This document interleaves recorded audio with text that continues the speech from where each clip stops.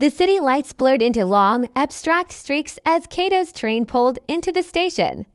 Another late night at the office, another soul-crushing deadline met. He stepped onto the deserted platform, the air thick with the weary silence that only falls over a city long after it's gone to sleep. His apartment was a 15-minute walk away, a journey he'd made countless times without a second thought. But tonight, something felt different. The usual urban hum was replaced by an unnerving quiet, amplifying the rhythmic click-clack of his own dress shoes on the pavement.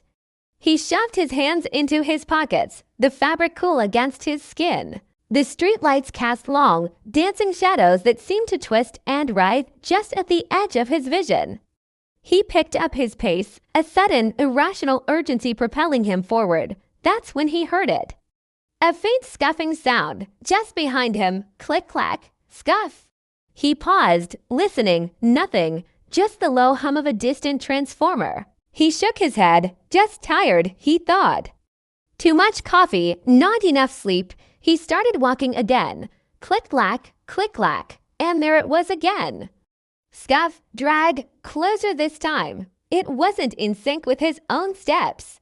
It was a clumsy, broken rhythm, like something was being dragged along the concrete. A cold knot tightened in his stomach. He didn't dare look back. The stories his grandmother used to tell him, tales of midnight spirits that latch onto the lonely, flooded his mind. He dismissed them as childish fears, but his heart hammered against his ribs anyway. The sound grew louder, more distinct. It wasn't just a scuff anymore. It was a wet, slapping sound, accompanied by a low, guttural breathing. He could almost feel the vibration through the soles of his shoes. The rational part of his brain screamed at him to turn around, to confront whatever was there. But a primal fear held him frozen, his eyes locked on the familiar silhouette of his apartment building just a few blocks away. It felt like miles. He broke into a jog, his briefcase banging against his leg. The sounds behind him changed too. The dragging stopped, replaced by a frantic, disjointed scrambling. It was keeping pace. No, it was gaining on him. The breathing grew ragged, a wheezing, desperate gasp for air that sounded anything but human. He risked a glance over his shoulder. In the flickering orange glow of a streetlight, he saw it. A silhouette tall and impossibly thin, its limbs bent at angles that defied anatomy.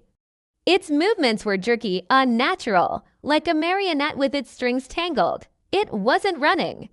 It was lurching, pulling itself forward in a grotesque imitation of a human sprint. Panic seized him. He sprinted, his lungs burning, his legs screaming in protest. The apartment building loomed closer, a sanctuary in the suffocating darkness. He could see the front door, the warm light of the lobby spilling out onto the pavement. He fumbled in his pocket for his keys, his fingers numb and clumsy. The scrambling behind him was deafening now, a cacophony of scraping limbs and that horrifying, wet breathing.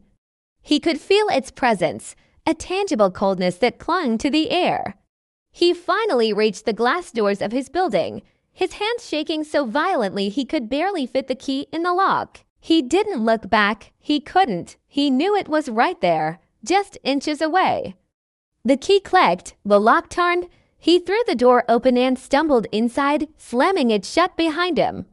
He leaned against it, chest heaving, listening. Silence. The lobby was empty, its sterile quiet a stark contrast to the terror outside. He was safe. He took the elevator up to his floor, his reflection in the mirrored walls showing a pale, sweat-drenched face.